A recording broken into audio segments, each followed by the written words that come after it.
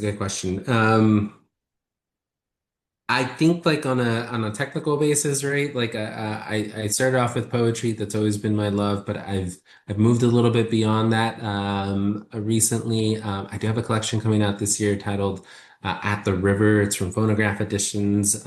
It's one kind of long poem, but in prose formats, and it incorporates a variety of different pictures. And I think that one's a little bit more kind of explicit, like in its political bent, and I think that that's where kind of I'm leaning a little bit more towards.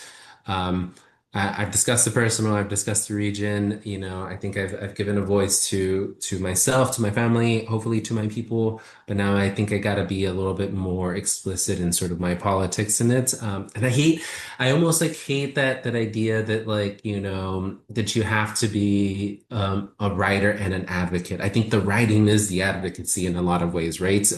If you're a teacher, the teacher is the advocacy, right? If you or even if you want to say like a business owner is the advocacy. If you're the head of an organization, that's the advocacy.